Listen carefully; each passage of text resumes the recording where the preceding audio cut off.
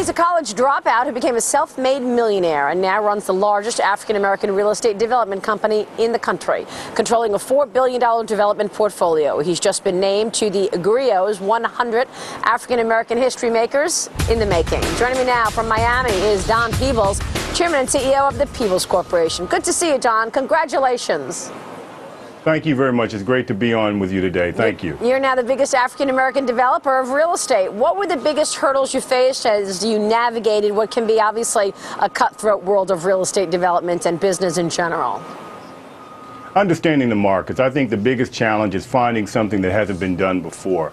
Where our companies had the greatest success is doing something that hadn't been done before or satisfying an unfulfilled need. Just like many great entrepreneurs find products and services that satisfy demand that hasn't been served. And so that was our biggest challenge. And then, of course, access to capital. And I think access to capital today is probably one of the biggest challenges right now. Sure. And of course, I want to ask you about the challenges in business in general. But first, let me stay on this because you've been very active in helping other African Americans make inroads in the business world. Are the challenges today the same as when you were learning the business, working your way up, or have things changed materially?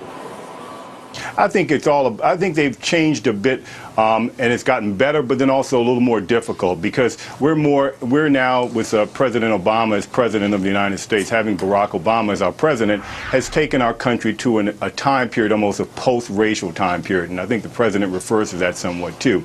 And so there's no longer an impetus or a conscious desire now, I think, on the parts of municipalities and other large companies to be diversified in terms of how they create business opportunities. And so back when I started in the late 70s and early 80s, it was a transition from civil rights to economic empowerment. And so there was a conscious effort by political leaders, government leaders, and business leaders to create opportunities for those who haven't. I think now we operate in an environment where there's a presumption, a great presumption of opportunity for all.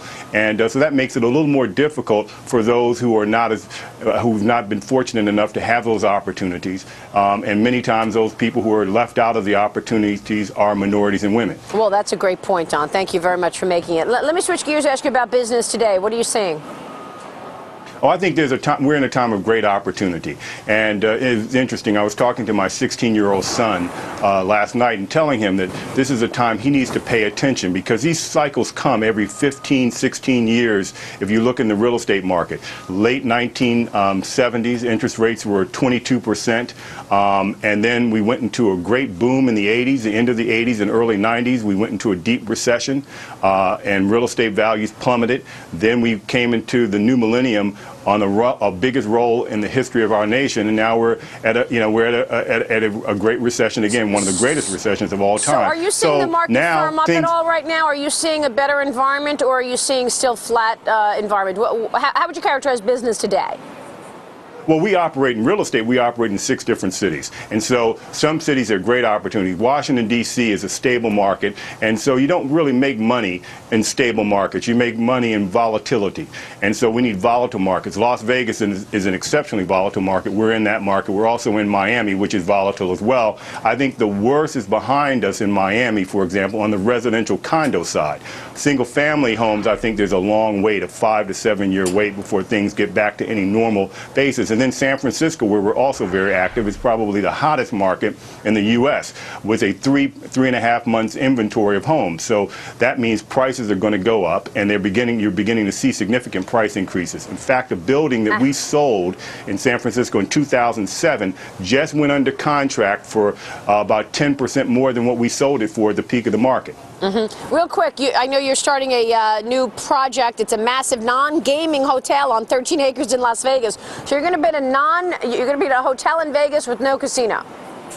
Well, actually, I've actually come to my senses a little bit. Las Vegas is a gaming environment. So I bought a controlling interest a few months ago in the casino, a small hotel and casino next door to our property. And now we have the ability to combine them, have a great site of 20 acres, and of course now have the best amenity in Las Vegas, which is gambling.